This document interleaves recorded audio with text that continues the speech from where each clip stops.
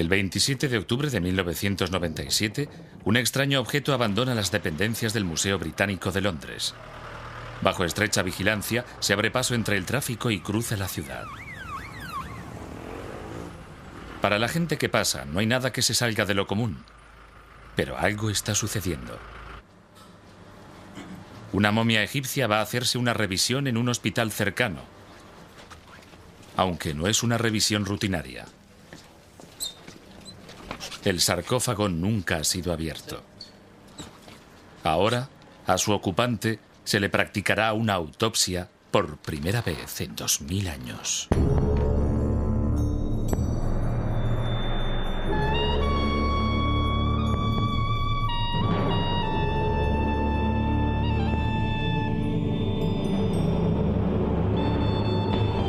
Egipto.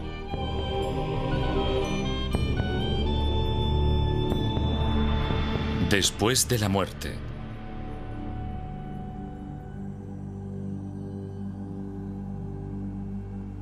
En una sala especial del Real Hospital de Otorrinolaringología de Londres están a punto de desenvolver una momia, utilizando la última tecnología. El paciente es un joven llamado Artemidoro. Parece romano, pero su sarcófago es egipcio. Vivió durante el siglo II después de nuestra era, durante la dominación romana de Egipto.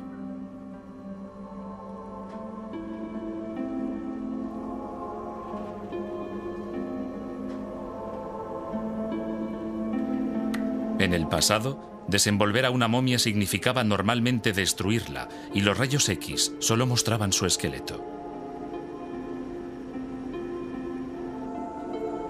Pero la técnica conocida como tomografía axial computerizada, un TAC, es inocua. Atraviesa el cuerpo utilizando una radiación de alta sensibilidad que lo muestra todo, desde los huesos y los dientes hasta los tejidos blandos.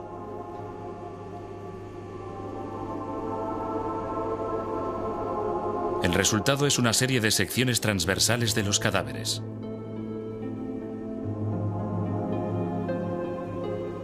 Hoy, Joyce Feiler, una experta en restos humanos del Museo Británico, hará la primera observación del joven llamado Artemidoro.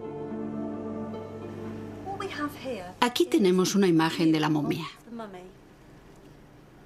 Vemos el torso y aquí el cráneo.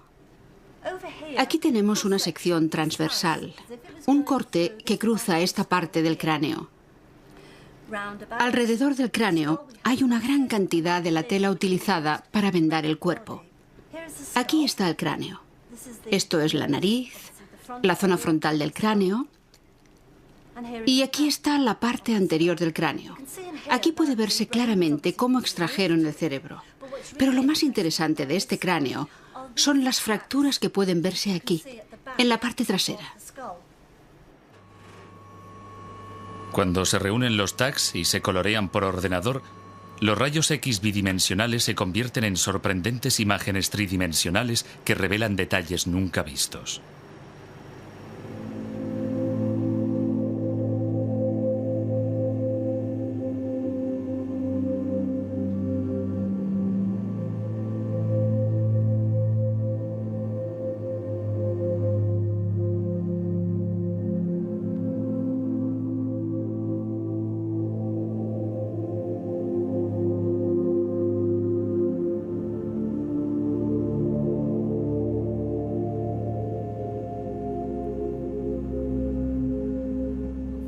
En el Instituto de Otorrinolaringología de la Universidad de Londres, donde se recogieron las imágenes, Joyce Feiler y el cirujano Gaz Alusi están examinando la momia para descubrir cómo fue embalsamado Artemidoro.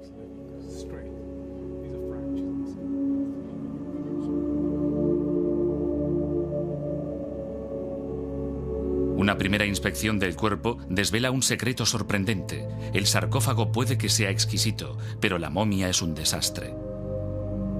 Muchos de sus huesos están aplastados o dislocados y tiene la columna desviada. Al mirar el pecho desde arriba, puede verse que aplastaron las costillas hacia adentro y no dejaron espacio para los órganos, que supongo que ya habrían extraído.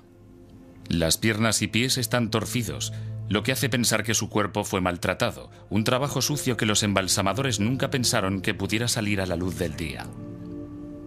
Aquí puede verse claramente la nariz, y parece que fue por aquí por donde introdujeron el rollo de vendas. Sí, pero hay algo muy interesante. Recuerdo alguna de las otras momias que hemos estudiado. Tenían un rollo de vendas en el cráneo, pero esta no. Lo que significa que no había una manera establecida de hacerlo, ¿no? Siempre pasaban por la nariz hasta llegar a la base del cráneo, y después a través de los senos y hasta el cerebro.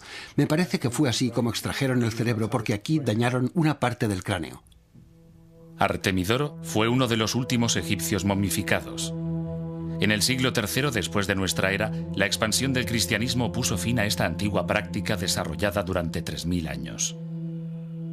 Irónicamente, el arte de conservar los cuerpos se consideraba sagrado, y los egipcios no dejaron constancia escrita de su práctica.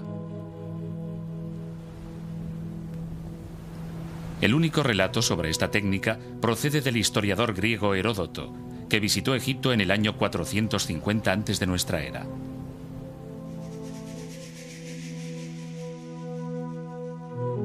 El gran sacerdote que representaba a Anubis, el dios de los embalsamadores, presidía el ritual mientras se entonaban los sortilegios que la ocasión requería.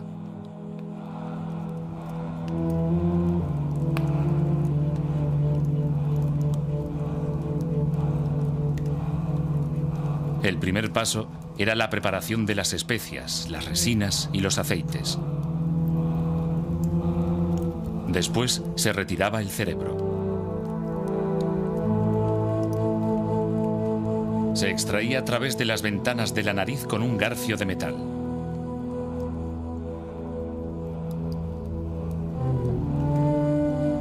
Entonces se vertía aceite caliente, una mezcla de resina y cera de abeja, dentro del cráneo, donde debía solidificarse.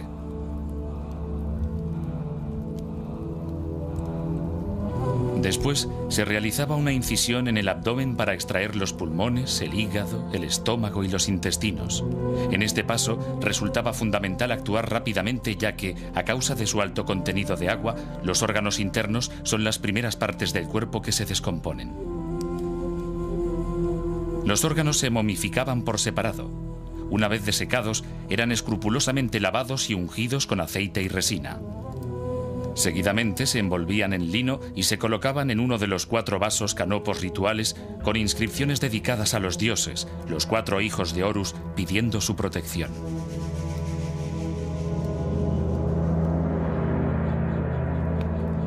El corazón era considerado la sede de la sabiduría y se dejaba en su sitio. Los riñones, en cambio, eran ignorados, ya que se desconocía su importancia.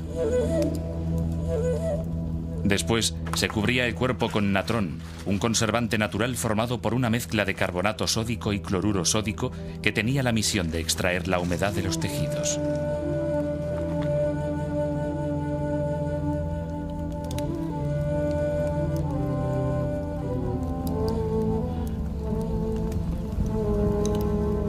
Pasados 40 días se eliminaba el natrón, se ungía el cuerpo con aceite y se rellenaba de tela para conservar la forma.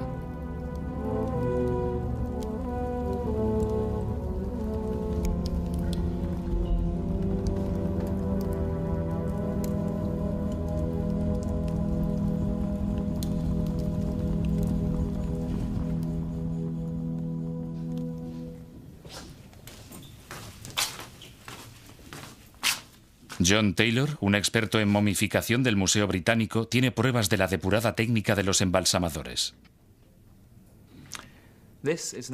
Aquí tenemos un ejemplo de embalsamamiento egipcio de lo más sofisticado. El cuerpo de esta anciana fue preparado a conciencia y hay varias razones para afirmarlo. El pelo está muy bien conservado. Debía ser gris o blanco, pero ahora tiene un color rojizo a causa de la resina con que se cubrió todo el cuerpo.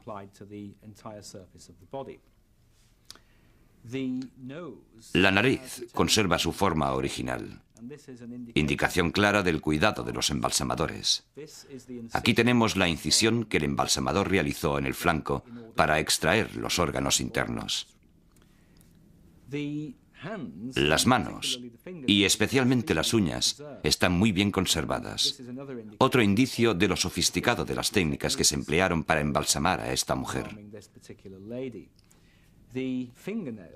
Las uñas de las manos se mantuvieron en su posición, envolviendo cada dedo con unas finas tiras de lino, algo que no sucede con todas las momias y que muestra el concienzudo método de los embalsamadores.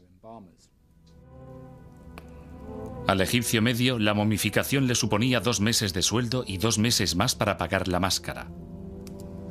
Pero era un gasto que valía la pena.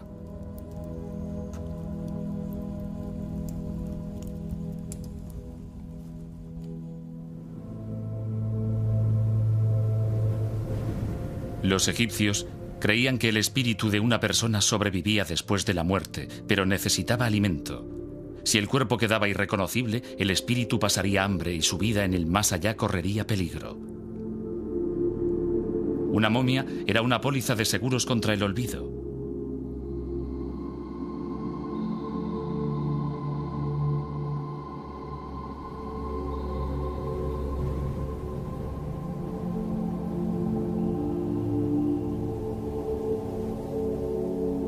Ya en el año 4000 antes de nuestra era, los muertos egipcios eran enterrados en tumbas poco profundas en el desierto.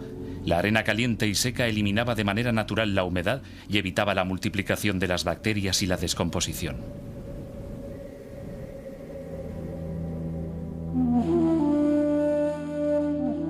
Más tarde, cuando las ceremonias se volvieron más complejas, se pusieron los cadáveres en cámaras profundas, pero sin el calor seco de la arena del desierto, la descomposición era inevitable. Para conservar el cuerpo, los egipcios tomaron ejemplo de la naturaleza y desarrollaron el arte de la momificación.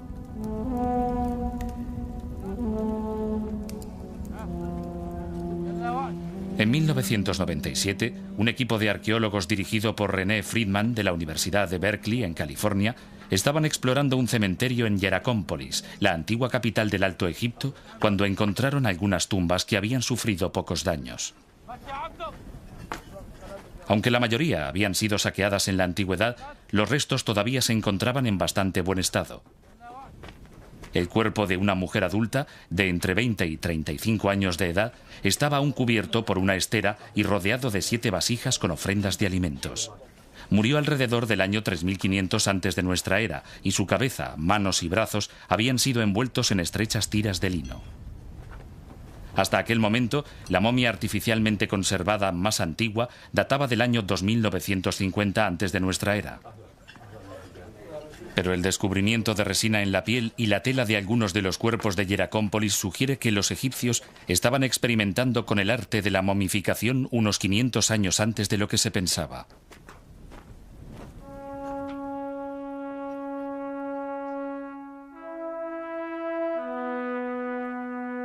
Con el tiempo, mejorarían su técnica. En el Museo Egipcio de El Cairo se encuentra la más extraordinaria colección de momias jamás reunida en una sala. Aquí descansan 11 momias reales de 3 dinastías que comprenden 500 años. Como gobernantes de Egipto, recibían lo mejor que podían dar de sí sus embalsamadores. Incluso después de muerto, Tutmosis IV parece un rey. Sus brazos están cuidadosamente cruzados sobre el pecho y sus dedos doblados como si sostuvieran un cetro real. Setos I tiene unos 3000 años de edad. A pesar de tener el cuello roto, la cara parece aún muy vívida y serena. También conserva la imagen majestuosa que correspondía a un hombre de su poder.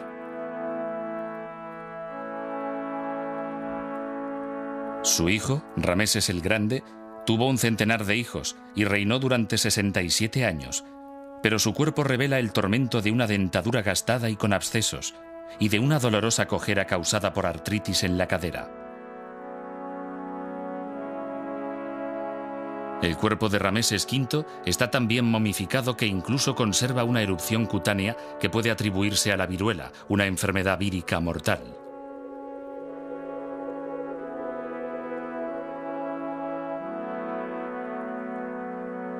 El cuerpo del rey más famoso de Egipto, Tutankamón, aún está en su tumba preservado dentro de un sarcófago de oro.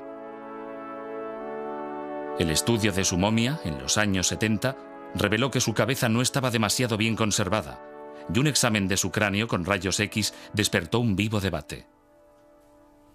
Algunos egiptólogos sospechan que sufrió un golpe en la parte trasera de la cabeza y que podría haber sido asesinado. Robert Connolly, de la Universidad de Liverpool, realizó los primeros estudios de Tutankamón con rayos X. Lo primero que se pensó fue que tenía una herida o un desgaste del hueso en la parte posterior de la cabeza, tal vez debida a un golpe. En esta radiografía no se ve nada parecido. No hay ninguna prueba, ninguna base real para pensar en un golpe en la parte posterior de la cabeza. Otros sugirieron que podía haber una herida aquí, alrededor de la oreja. La imagen del cráneo es perfectamente normal. El único fragmento de hueso fuera de su lugar está aquí. Y sabemos perfectamente de dónde procede. Procede de una placa ósea de aquí, que separa la nariz de la cavidad craneal. Durante la momificación, cuando extraían el cerebro, lo hacían fracturando este hueso a través de la nariz y extrayendo el cerebro por el agujero. Este fragmento de hueso, pues, debe estar aquí. Es la única anormalidad. En esta radiografía no hay nada que pueda sugerir la causa de la muerte. Sin embargo, en el caso de Artemidoro, las pruebas de violencia son más evidentes.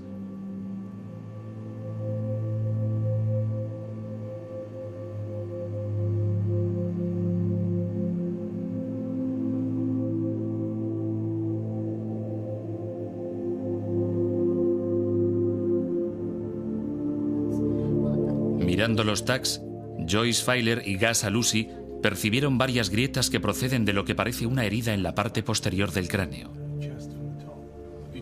Se ven unas claras líneas geométricas y, observando la parte posterior de la cabeza, puede verse que son diferentes de las suturas normales que se encuentran en el interior del cráneo. Y son unas líneas un poco onduladas, bastante normales. No se observa ninguna señal de cicatrización. Parecen casi recién hechas, por decirlo así. Es verdad. ¿Tú qué crees? Debió de suceder poco antes del momento de la muerte. Incluso podría haber sido su causa. Aunque, a juzgar por los daños en el resto de la columna y en los pies, también podría haberse producido en el proceso de embalsamamiento. Aunque si hubieran sido los embalsamadores, probablemente habría un daño mucho mayor. Una fuerza brutal. Y un daño brutal. Podría haber sido un golpe en la cabeza con un objeto muy pesado. Es arriesgado hacer conjeturas. El proverbial objeto contundente, sí. Aunque la momia fuera dañada durante el embalsamamiento, al vendarla ocultaron muchos defectos. Las vendas eran de lino cortado en tiras de anchuras diferentes. Algunas tiras fueron tejidas especialmente, otras procedían de materiales utilizados en rituales y algunas eran prendas del hogar, como vestidos y sábanas. Estos son muy interesantes, porque a partir de los vendajes de esta momia podemos decir a qué tipo de pieza correspondía cada tela. Los bordes azules de esta pieza son parecidos a los bordes decorativos que se encuentran en muchas prendas egipcias. En este trozo volvemos a encontrar un borde estrecho y también un fleco bastante grande. Podría formar parte de un vestido o de una sábana. Y aquí tenemos una muestra de sábana completa, que era el tejido que más utilizaban los embalsamadores.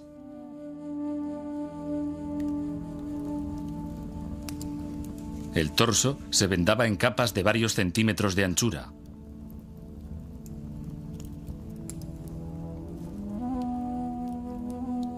El proceso se prolongaba durante más de 2 semanas y era necesario mucho material.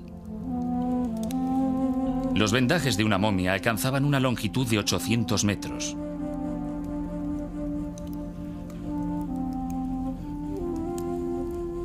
Entre las capas de vendas se escondían amuletos en lugares específicos del cuerpo. En algunas momias se han hallado muchos. Solo Tutankamón tenía 143, bastantes de oro.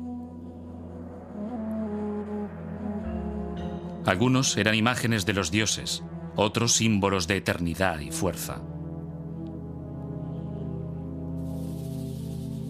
Pero el más importante era un escarabeo situado sobre el corazón. Casi siempre era de una piedra verde muy compacta y representaba el renacimiento. Un sortilegio escrito en el reverso aseguraba a su propietario que su corazón no le traicionaría el día del juicio. «Oh, corazón mío, que me dio mi madre, no prestes testimonio contra mí», rogaba el difunto.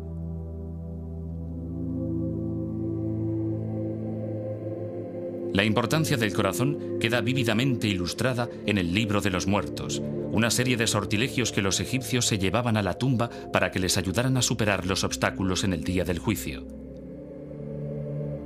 Ante 42 jueces, el fallecido debía probar su derecho a ingresar en el paraíso. Basándose en la creencia de que saber sus nombres era tener poder sobre ellos, el sortilegio número 125 contenía instrucciones detalladas sobre la forma de dirigirse a cada uno de los jueces. «Te conozco y sé tu nombre. Tu nombre es Señor de la verdad», anunciaba el difunto. Después, el difunto se declaraba inocente de 42 crímenes terribles, mientras el corazón esperaba ante la diosa de la verdad. El chacal Anubis, guardián del mundo subterráneo, observaba la balanza, mientras Tot, el dios con cabeza de ibis, se preparaba para dejar constancia del resultado. El monstruo Amit, mezcla de cocodrilo, león e hipopótamo, esperaba, preparado para comerse el corazón cargado de pecados. Si el difunto se consideraba digno, Horus le presentaba a su padre, Osiris, el señor del mundo subterráneo.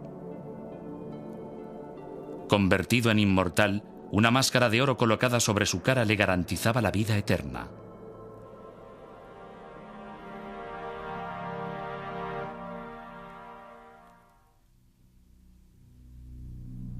La palabra momia procede del término árabe mumia, que se aplicaba a una sustancia negra, parecida a la brea, conocida como betún. El betún se encontraba en el cercano oriente y se creía que tenía poderes curativos. Cuando los árabes vieron las primeras momias egipcias, ennegrecidas por el aceite de embalsamar, pensaron que habían encontrado un sustituto del betún y las molieron para utilizarlas como medicamentos. Pero fue como consecuencia de la desafortunada expedición de Napoleón a Egipto en 1798 que se despertó la pasión por todo lo egipcio, especialmente las momias. Atraído por el lucrativo mercado de objetos egipcios, un aventurero italiano, Giovanni Battista Belzoni, quiso hacer fortuna excavando monumentos y tumbas. En un relato que publicó sobre sus descubrimientos, destacó la enorme cantidad de cadáveres que había en las tumbas que circundaban la antigua ciudad de Tebas. A cada paso que daba aplastaba alguna momia. Así fui pasando de un sótano a otro, todos llenos de momias amontonadas en diferentes posiciones, algunas de pie, otras acostadas y otras boca abajo.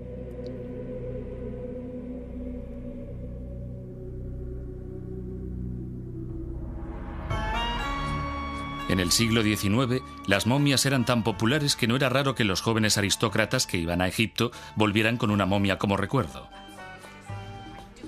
Y después enviaban una invitación a sus amigos.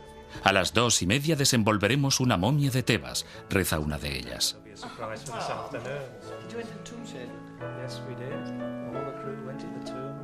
Después de una buena comida llegaba el gran momento de la tarde. La momia era desenvuelta.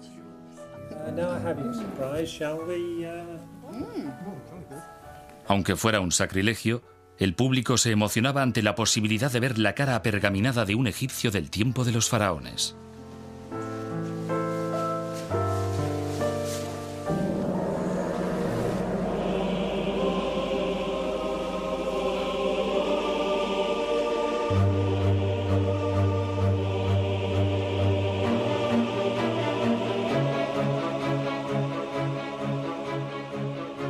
Durante la Revolución Industrial, los americanos fueron aún menos sentimentales y mucho más prácticos en lo que a momia se refiere. Un emprendedor empresario de Maine, Augustus Stanwood, utilizó las vendas de las momias para obtener papel en un momento en que en Estados Unidos había escasez de trapos viejos. Stanwood pudo importar toneladas de momias por menos de 6 centavos el kilo, a mitad de precio que los trapos viejos. A causa de los aceites con que estaba untada la tela, el papel salía de color marrón y solo se utilizaba para envolver carne. Pararon la producción cuando se declaró una epidemia de cólera que se cobró como víctimas los recogedores y cortadores de la papelera de Stanwood. Algunos consideraron este brote como la maldición de los muertos, pero aún hoy perdura la tradición de emplear papel de estraza en los mercados de carne. Tal vez la explotación más vergonzosa del legado egipcio fue la utilización de momias como leña. En su obra Los inocentes en el extranjero, Mark Twain explica que había visto fogoneros tirando momias en el horno de un motor a vapor mientras un maquinista gritaba: «Estos malditos plebeyos no valen nada, quemad un rey».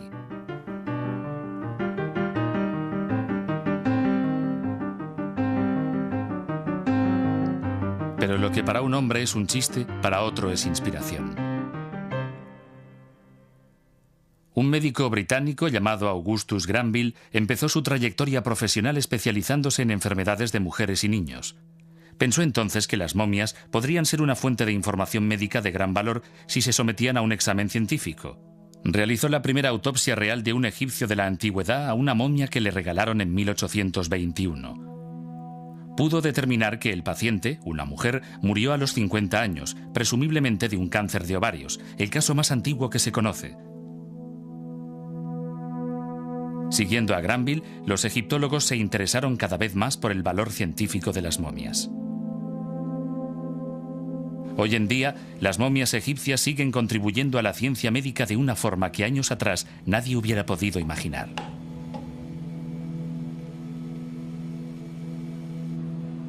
En la Enfermería Real de Manchester, una momia anónima de mujer, identificada con el número 1766, está siendo preparada para un estudio único.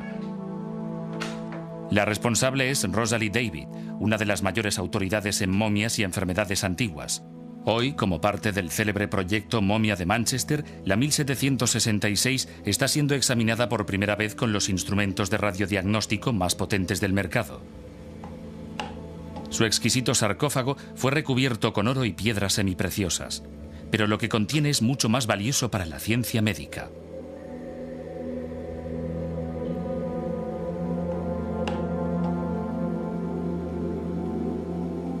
Utilizando una técnica llamada endoscopia, se inserta una pequeña cámara en la momia a través de una abertura en los vendajes y se sigue su avance mediante un monitor de vídeo.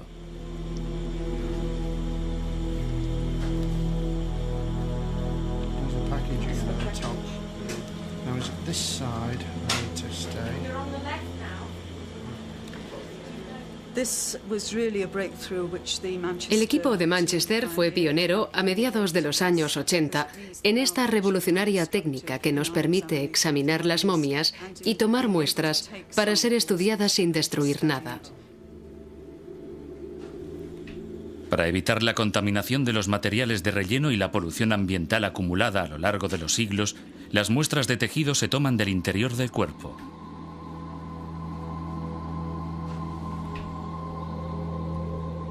Estas muestras son fundamentales para estudiar las antiguas enfermedades, pero el equipo también ha empezado una investigación a largo plazo sobre el uso de calmantes en el antiguo Egipto. Aunque la máscara dorada de la momia 1766 sugiere que era de una familia acaudalada, podría haber contraído una enfermedad parasitaria muy dolorosa y mortal. Si fue así, es muy posible que le dieran calmantes para aliviar su sufrimiento. Aunque no se ha probado su existencia, en las pinturas de tumbas egipcias han aparecido adormideras, lo que hace pensar que drogas como el opio pudieron ser utilizadas mucho antes de lo que se creía. Se han encontrado, además, vasijas con forma de adormidera, consideradas como recipientes para el opio, lo que sugiere que existía un amplio comercio. La posibilidad de que los egipcios usaran drogas como calmantes intriga al anestesista Dave Council, un especialista del proyecto Momia de Manchester. Se ha demostrado que drogas como el opio estaban muy extendidas hacia el inicio de nuestra era. Hay documentos que describen la cosecha de opio, su uso como calmante e incluso sus efectos secundarios y los problemas de adicción derivados de la droga. Lo que no sabemos es cómo era utilizado antes de nuestra era. Tomando muestras de restos humanos de varios periodos históricos, esperamos poder averiguar cuándo empezaron a emplearse estas drogas y, quizás, hacer remontar su historia hasta el año 3000 o incluso antes. La ingestión de drogas deja huellas químicas en el cuerpo. Para hallarlas, la muestra de tejido se reduce a un líquido y después a un gas que se analiza en un espectrómetro con el fin de determinar su composición química. Si hubiera algún narcótico, se detectaría, incluso en pequeñas proporciones. Esta técnica también permite saber si se administraron drogas en vida de la persona o si son productos resultantes del proceso de momificación. Las drogas que nos interesan son las drogas fuertes y poderosas, extraídas de plantas que aún utilizamos en la medicina moderna. Drogas como la morfina y la codeína, que son poderosos calmantes derivados de la adormidera. También nos interesa el cannabis, que procede del cáñamo, planta que ya podía encontrarse en Egipto alrededor del año 3000 antes de nuestra era, porque sabemos que la utilizaban para hacer cuerdas.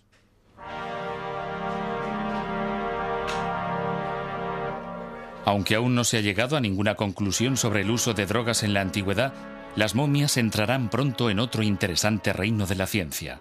En su interior hay fragmentos inestimables de ADN, todos ellos con posibles pruebas del origen de enfermedades mortales.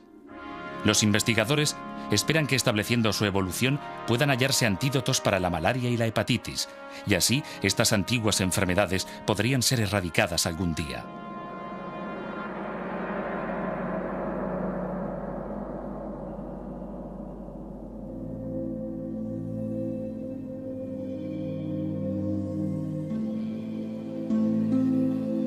La preparación de una momia solo era el primer paso en la búsqueda de la eternidad. El funeral seguía una serie de ceremonias preestablecidas que empezaban con una procesión desde el hogar familiar. Para una auténtica despedida, se contrataban plañideras profesionales que, cubiertas de polvo, se tiraban de los pelos y la ropa. Después seguían los sirvientes que llevaban las posesiones del difunto. Hasta este momento, el cuerpo era considerado una cáscara vacía. Para que recuperara sus sentidos y fuera devuelto a la vida, el ritual más importante era la ceremonia de apertura de la boca. Un papiro del Museo Británico muestra a un sacerdote con la máscara de Anubis que sostiene una momia. Las vasijas representaban la pureza. La azuela se utilizaba para tocar ojos, orejas, boca y nariz de la momia. Abrían simbólicamente cada uno de los sentidos y devolvían la vida al cuerpo. Finalmente, se colocaba el sarcófago en la cámara del sepulcro y se sellaba la tumba.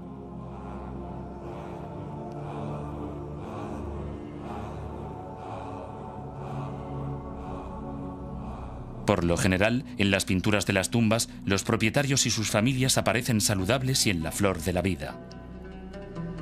Pero sus sirvientes y obreros muestran una gran variedad de penalidades que reflejan la dura realidad de la vida.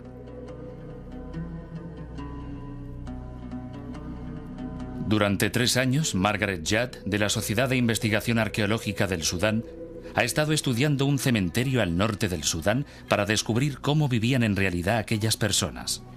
Hasta el momento, ha excavado varias sepulturas situadas cerca de una de las rutas comerciales que unía Egipto con África Central. Sus huesos y dientes confirman que la vida de un comerciante no solía ser fácil. Esta momia pertenece a un joven de unos 25 años. Puede verse que sus dientes están desgastados debido a alguna práctica cultural. Podría ser a causa de la dieta o el uso alternativo de los dientes como herramienta. En estos casos hay pocas caries, pero este tiene un ligero absceso en la mandíbula inferior izquierda. Parte del problema era la arena. En el desierto, la arena se metía por todas partes, incluso en el alimento más común, el pan. La presencia continuada de arena en la dieta podía acabar con los dientes más fuertes en poco tiempo, pero los dientes no eran su único problema. Este individuo también tenía un par de fracturas. Hay una fractura en mitad del cúbito y el radio que podría deberse a un golpe. El cúbito no se soldó bien, pero el radio sí. También hay una fractura en la parte inferior de la pierna, en la tibia y el peroné izquierdos. La fractura se soldó antes de que los huesos se pusieran en su sitio, aunque al no ser el peroné necesario para caminar, seguramente no tenía ningún problema para moverse.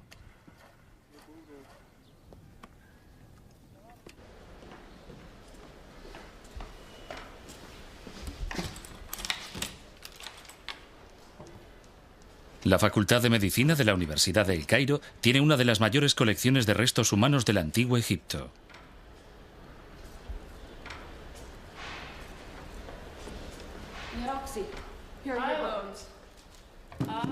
Roxy Walker, de la Fundación de Bioantropología, ha examinado los esqueletos de dos mujeres, una plebeya y una reina.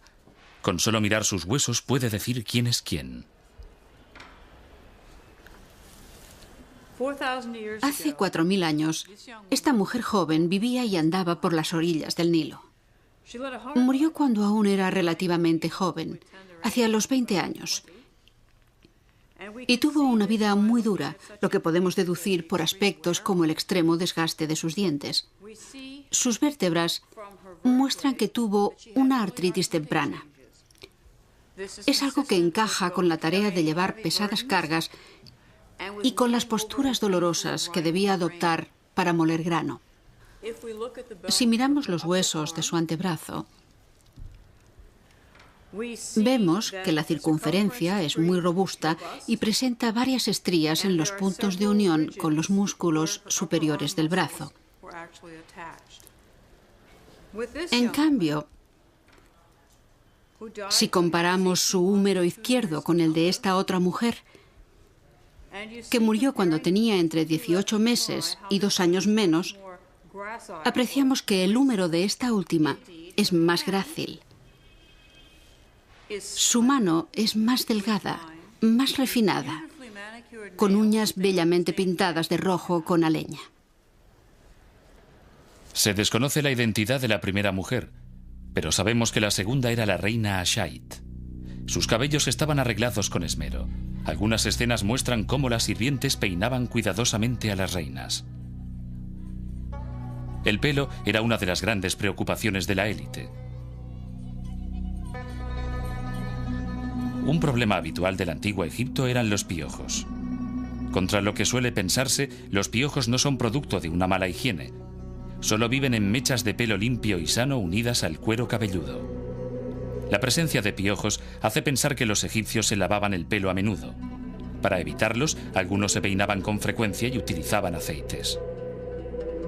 Otros se cortaban el pelo muy corto y utilizaban peluca. Las pelucas eran tan populares entre hombres como entre mujeres y se valoraban como un símbolo de categoría social. Había una gran variedad de estilos donde escoger y los egipcios se cambiaban de peluca como de sombrero.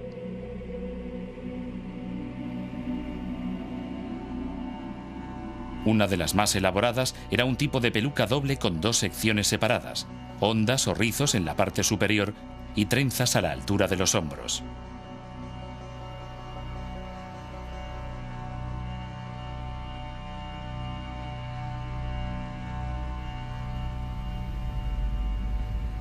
Joan Fletcher, de la Universidad de Manchester, se ha dedicado a estudiar las trenzas antiguas. Ha averiguado que, en lo referente al pelo, los egipcios tenían una obsesión por el estilo. Estos son seguramente los restos de pelo más maravillosos de toda la civilización egipcia. Tenemos el pelo de una pareja que vivió hace unos 3500 años. Este es el pelo de un joven que murió entre los 30 y los 35 años. Y ahora la mejor pieza. El pelo de su mujer, que murió bastante mayor, entre los 55 y los 60 años. En la parte superior podemos ver su pelo natural en bastante buen estado. Al final de su vida ya había encanecido mucho, y las peluqueras, tras su muerte, lo mezclaron con pelo falso, extensiones de pelo humano que fueron trenzadas con mucho cuidado. El estilo es claramente artificial, muy adornado, el llamado estilo Hathor. Esta mujer se preocupó mucho de llegar al más allá con sus mejores galas. Su peinado, un conjunto de trenzas y rizos falsos, fue copiado de las esculturas de Hathor, la diosa de la belleza. Los rizos llegaban hasta el pecho y se mantenían con un fijador hecho con cera de abejas. La atención que se le prestaba al pelo era tan importante en la muerte como en la vida. La última apariencia física de un egipcio en la tierra era el preludio de la eternidad. Aunque ir arreglado no era una garantía de inmortalidad, algunos la alcanzaron de la manera más inusual.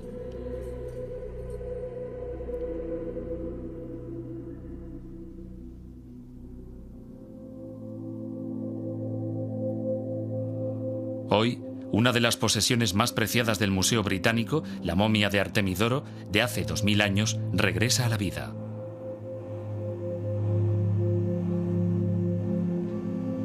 Terminada su autopsia, el museo está ansioso por ver si el rostro que aparece en su sarcófago es un retrato idealizado o una representación verdadera del joven egipcio.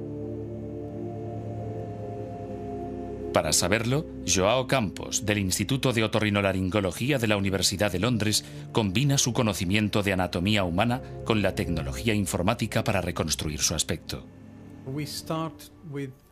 Empezamos con un modelo tridimensional del cráneo de la momia que procede de los tags y basándonos en este modelo señalamos una serie de puntos de referencia. Después añadimos una capa de tejidos blandos en cada punto, ya que varía según la localización. Para conseguir una imagen más realista, superponemos el retrato del sarcófago de la momia a la cara reconstruida, con el fin de conseguir la textura real de los ojos, de las cejas, de los labios y de la piel. Y el resultado obtenido es una imagen muy realista de la cara.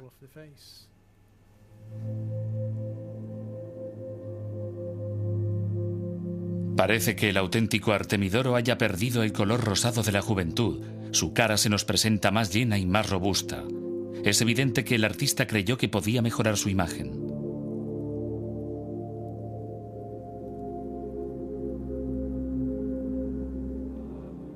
En las 2 décadas anteriores, momias como la de Artemidoro han sido sometidas a rayos X. Han sufrido pruebas, autopsias y análisis para satisfacer nuestra curiosidad sobre el antiguo Egipto.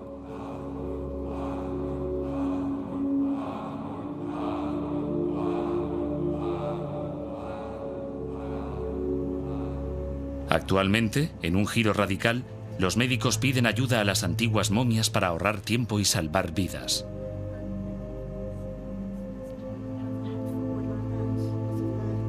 Ghazal Usi es un especialista en cirugía del oído, una técnica peligrosa y difícil. A causa de la posibilidad de dañar los delicados huesos del cráneo, ha estado buscando una nueva manera de aumentar la seguridad. Hemos investigado la forma de minimizar el riesgo asociado a este tipo de cirugía, de mejorar la seguridad y de reducir el tiempo empleado en la operación. Para conseguirlo, hemos estudiado muchos métodos, y uno de ellos es la aplicación de la realidad virtual en la cirugía. Se entra en el reino de la realidad virtual a través de una imagen gráfica tridimensional del cráneo de una momia. Por primera vez, tags como estos permiten a los médicos explorar detalladamente el paisaje interior de un oído y realizar los preparativos preliminares antes de la operación. Este tipo de datos no pueden sacarse de tags efectuados a pacientes debido a la gran cantidad de radiación que se necesita para producir imágenes de tan buena calidad. Cuanto mayor es la radiación, más detalladas son las imágenes, pero también hay mayor riesgo de dañar el tejido vivo. Con el fin de obtener buenas imágenes sin dañar a los pacientes, los hospitales utilizan momias para ajustar sus escáneres. Go and destroy those who desecrated the tomb of our princess. He who robs the graves of Egypt dies.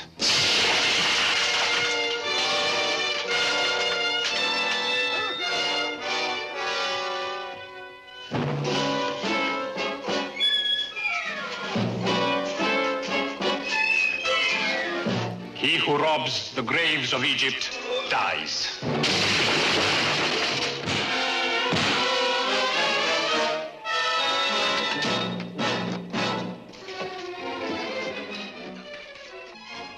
Según la clásica película de horror de los años 50 titulada La momia, habrá una muerte violenta para quienes molesten su descanso eterno. Pero en 1995, la maldición de la momia se ha convertido en una bendición. Para Yolanda Sykes y su hijo, Christopher, una visita al Museo Británico de Londres es más que una diversión.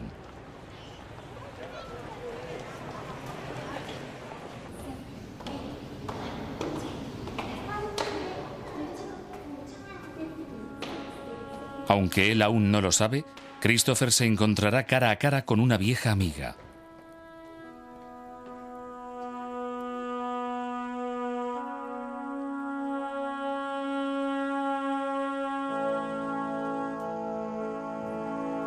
Durante un embarazo anterior, su madre desarrolló una enfermedad llamada preeclampsia, que puede causar una atrofia del feto. Cuando llegó Christopher, los médicos del hospital de St. Thomas decidieron controlarlo en el seno materno usando una técnica que empezó a utilizarse para analizar las momias del museo, aunque adaptada a una máquina de ultrasonidos. La técnica se perfeccionó en una sacerdotisa egipcia que recibe el apodo de Jenny. Cuando eras un bebé en mi barriga, en el hospital te hicieron unas fotos especiales y usaron la misma máquina para hacer fotos que habían usado con Jenny. ¿Sabes cuántos años tienes, Christopher? Casi 3 años. Pues Jenny tiene 3000.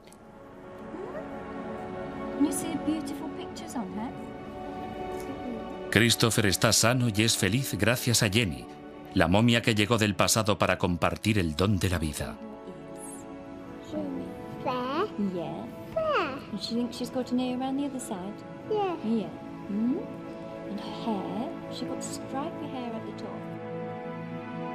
Hoy las momias ya no son curiosidades exóticas, monstruos legendarios o simples obras de arte. Hoy los muertos colaboran con los vivos en el umbral del futuro. Para un egipcio de la antigüedad que buscaba la inmortalidad, ¿qué puede haber mejor?